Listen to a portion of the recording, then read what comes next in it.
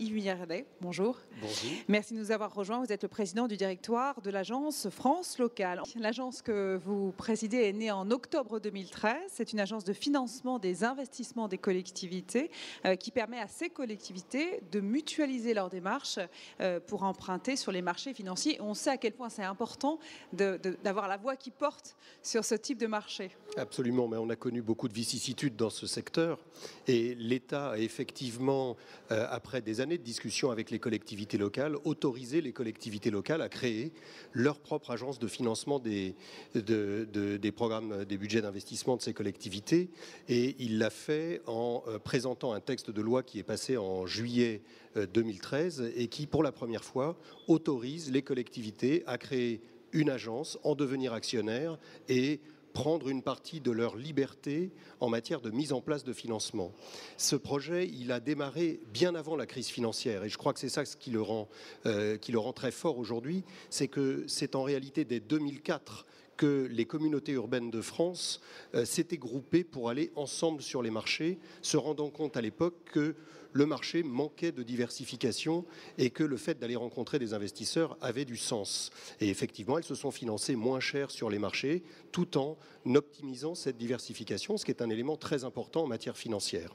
Il a fallu quelques années pour que le texte soit voté et en octobre dernier, puis en décembre, très peu de temps après le vote de cette loi, des collectivités ont créé la société et le projet est porté par principalement 3 élus historiquement, auxquels ensuite se sont rajoutés beaucoup d'autres. Jacques Pélissard, le président de l'Association des maires de France, Gérard Collomb, à l'époque président, et il est redevenu de l'Association des communautés urbaines de France, et Michel Destot, ancien maire de Grenoble, quand il était président de l'Association des maires des grandes villes de France. Ces associations d'élus se sont ensuite rapprochées de l'ensemble des autres associations et la société a été créée dans le courant du mois de décembre et c'est une société qui ambitionne d'avoir le droit d'aller émettre sur les marchés financiers et d'aller prêter aux collectivités locales.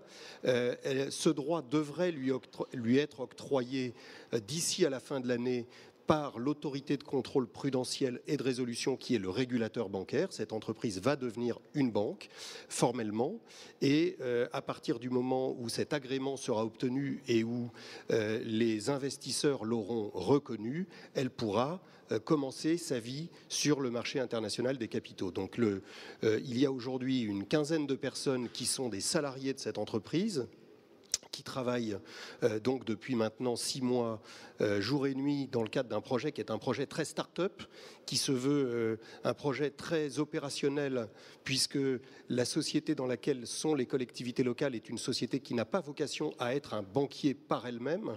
On ne va pas transformer les élus en banquiers, ça n'est pas le but. En revanche, les élus, en tant qu'actionnaires de la société, contrôlent, pilotent, définissent la stratégie générale et font ensuite confiance à des banquiers pour aller faire les opérations de banque. Aujourd'hui, il y a quelque chose qui est très important après la crise financière, c'est que les collectivités locales sont devenues mieux notées que les banques. Et donc, le but de cette entreprise est de leur permettre d'aller chercher l'argent moins cher que le secteur bancaire. Les collectivités sont plus vigilantes aussi sur les marchés financiers, on imagine. Alors, elles sont également devenues très vigilantes eu égard aux vicissitudes qu'elles ont connues. Et cette entreprise a également vocation à être un petit peu le gardien du temple sur la durée. Elle a évidemment vocation à être très attentive aux produits qu'elle distribuera à ses actionnaires qui sont ses clients, qui seront donc eux-mêmes extrêmement vigilants à la qualité des produits mis en place, pas uniquement sur la partie prix, mais également sur la partie structuration. Cette société a vocation à proposer des produits extrêmement standards, à rester toujours dans l'extrêmement standard et à proposer aux investisseurs internationaux la signature des collectivités françaises mutualisées. Les collectivités sont pour l'immense majorité d'entre elles trop petites pour faire ce travail individuellement.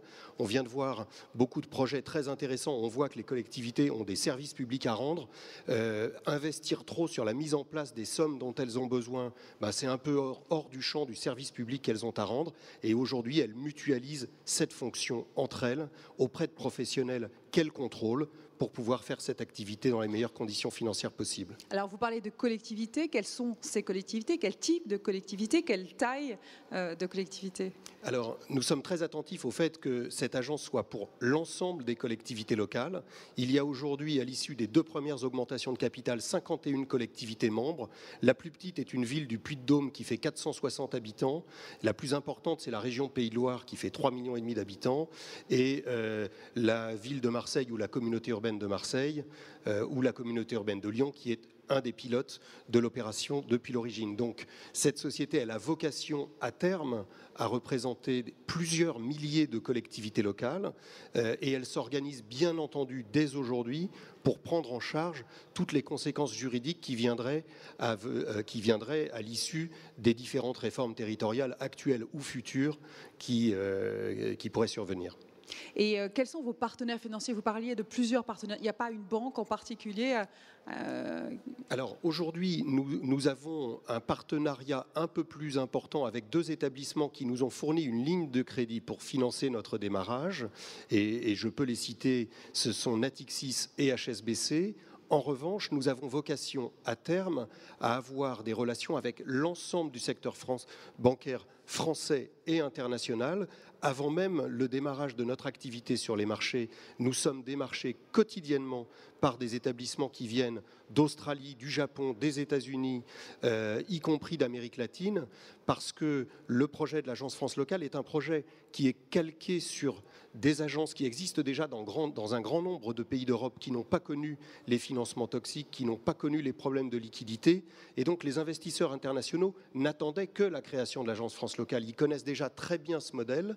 Et donc nous sommes aujourd'hui démarchés par toutes les banques du monde entier qui viennent essayer d'avoir des mandats de notre part pour nous présenter leurs investisseurs. La force du groupe.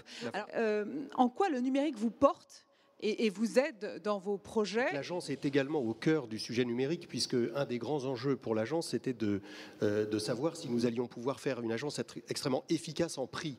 Et un des moyens pour l'agence d'être efficace en prix, c'est d'utiliser toutes les techniques numériques actuelles. Et nous ambitionnons d'être la banque online des collectivités locales. Nous n'aurons pas de représentation sur le territoire pour que les frais soient les plus faibles possibles. Et nous utiliserons tous les outils numériques pour pouvoir avoir des échanges avec les collectivités qui demanderaient à entrer dans l'Agence France Locale et qui ensuite iraient demander et gérer leur crédit. Donc je profitais de ce passage sur le numérique pour dire que c'était également un enjeu extrêmement important pour nous.